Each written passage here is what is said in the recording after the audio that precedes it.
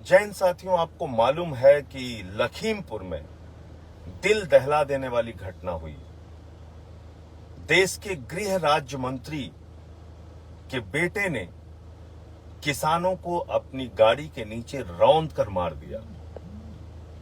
इस घटना से सभी लोग दुखी हैं, सभी पीड़ित हैं, पूरा देश हैरान है कि आज देश के अन्नदाताओं के साथ किस प्रकार का बर्ताव किया जा रहा है। 10 महीने से देश का किसान आंदोलन पर है, सड़कों पर है। 700 से ज्यादा किसानों ने आत्महत्या की है, या उनको गोलियों से भून दिया गया, या उनकी जान ले ली गई। 10 महीने से एक ही बात देश का अन्नदाता किसान कह रहा है, ये तीनों काला कानून वापस लो। लेकिन ना मोदी जी की सरकार उनकी सुन रही है, ना उत्तर प्रदेश में योगी जी की सरकार उनकी सुन रही है। उनकी फरियाद सुनने वाला कोई नहीं है। उनको आतंकवादी कहा जाता है, उनको खालिस्तानी कहा जाता है, उनको पाकिस्तानी कहा जाता है, उनको मवाली कहा जाता है, उनको गुंडा कहा जाता है। उनके सामने कटीले तार लगाए जाते हैं। उनको दुश्मन देश का नागरिक समझा जाता है। क्या हुआ था एक हफ्ते पहले? यही अजय मिश्रा, देश के गृह राज्य मंत्री, खुलेआम चुनौती दे रहे थे किसानों को और कह रहे थे कि उनका इतिहास पता कर लिया जाए, वो सांसद, विधायक, मंत्री बनने से पहले क्या थे, और कह रहे थे कि 2 मिनट में ठीक कर देंगे। वो उनकी भाषा, वो उनकी धमकी आज उनके बेटे ने सच करके दिखाई। और इतनी बड़ी घटना पर जब कई किसान घायल हैं, कई किसानों की मौत हो गई, उनको गाड़ी के नीचे रौंद के मार दिया गया, मैं अपने साथियों के साथ शोक संवेदना व्यक्त करने लखीमपुर जा रहा था। इस वक्त रात के 3:30 बज रहे हैं। मुझे 2:30 बजे यहां सीतापुर के विश्वा में रोक लिया गया, भारी पुलिस बल लगा के। एसडीएम भी मौजूद हैं, तहसीलदार भी मौजूद हैं, इंस्पेक्टर भी मौजूद हैं। मैंने उनसे एक ही सवाल किया कि क्या इतनी बड़ी घटना पर मुझे शोक संवेदना व्यक्त करने का भी अधिकार नहीं है? क्या इतनी बड़ी घटना पर किसानों के प्रति दुख जताने का भी अधिकार नहीं है? उनके परिवारों से मिलने का भी अधिकार नहीं है? उनके लिए न्यायिक जांच की मांग करके, एसआईटी की मांग करके दोषियों को सजा दिलाने के का भी अधिकार नहीं है? तो इसका कोई जवाब नहीं है अधिकारियों के पास। ना एसडीएम जवाब दे रहे हैं, ना तहसीलदार जवाब दे रहे हैं, ना कोतवाल जवाब दे रहे हैं, ना पुलिस वाले कुछ बोलने को तैयार हैं। लेकिन मुझे यहां पर रोक रखा है, अपने साथियों के साथ मुझे यहां भारी पुलिस बल के साथ रोक रखा है सीतापुर के विश्वा में। लेकिन मैं आप सबसे अपील करना चाहता हूं, हाथ जोड़कर विनती करना चाहता हूं, ये इस देश के करोड़ों अन्नदाताओं की पीड़ा का सवाल है। अब उनकी पीड़ा, उनकी तकलीफ चरम पर पहुंच चुकी है। उनके साथ संवेदनहीनता की पराकाष्ठा दिखा रही है मोदी जी की और योगी जी की सरकार। आप सब उनके साथ आइए, उनका साथ दीजिए। ये तीनों काला कानून वापस कराने के लिए, किसान जिनकी हत्या हुई है उनको न्याय दिलाने के लिए, जो घायल हैं उनकी मदद करने के लिए, और जिसकी वो लड़ाई लड़ रहे हैं, जिसके लिए 700 किसानों ने अपना बलिदान दिया। आपको याद होगा संसद में एक कानून आया था, उस वक्त भी हम लोगों ने विरोध किया था।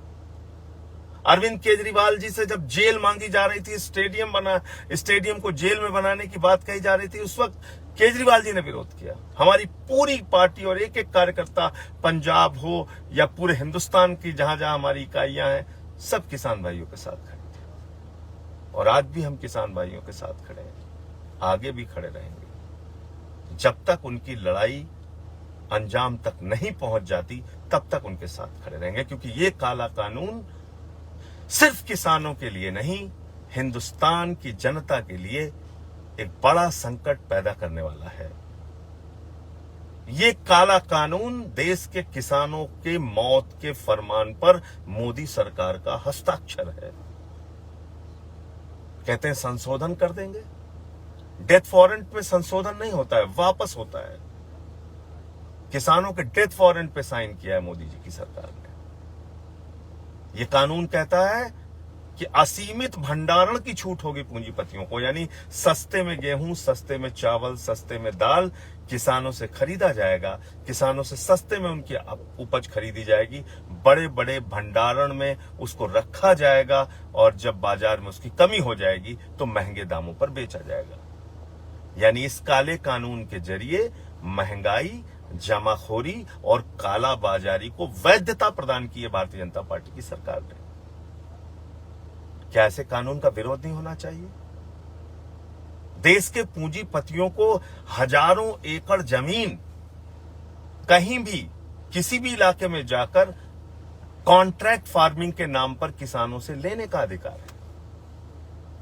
और उस कॉन्ट्रैक्ट फार्मिंग के नाम पे जब किसान एक बार पूंजीपति को अपना खेत दे देगा, उसमें फसल की पैदावार पूंजीपति अपने हिसाब से करेगा और फिर उस किसान को उसकी जमीन वापस मिलेगी या नहीं मिलेगी, एक बड़ा सवाल है।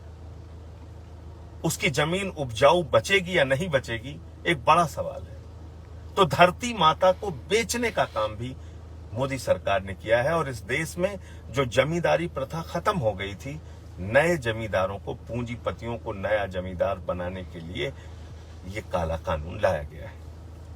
ऐसी तमाम कमियां इस काले कानून में है और जिस बात की डिमांड वर्षों से किसान करता आया है कि भाई गन्ने का दाम दे दो, गेहूं का दाम दे दो, धान का दाम दे दो, समर्थन मूल्य को कानूनी जामा पहना दो, यानी समर्थन मूल्य से कम पर अगर कोई व्यक्ति खरीद करता है तो उसकी गिरफ्तारी होनी चाहिए, उसके खिलाफ कानूनी कार्रवाई होनी चाहिए। ऐसा कानून इस देश के अंदर बना दो।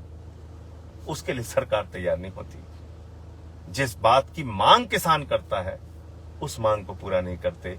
जिस बात की मांग इनके पूंजीपति मित्र करते हैं, उन काले कानूनों को बना के किसान को मौत के घाट उतारने का एक के बाद दूसरा, दूसरे के बाद तीसरा, तीसरे के बाद चौथा, चौथे के बाद पांचवा, हजारों घटनाओं को अंजाम देने का काम सरकार कर रही है। कहीं हरियाणा में लाठियों से पीटते हैं, कहीं पंजाब में पीटते हैं, कहीं उत्तर प्रदेश में जब चाहते हैं मारते हैं, पीटते हैं, मुकदमे लिखते हैं, रासुका लगाते हैं। अरे ये अन्नदाता हैं, इनका दिया हुआ हम सब खाते हैं।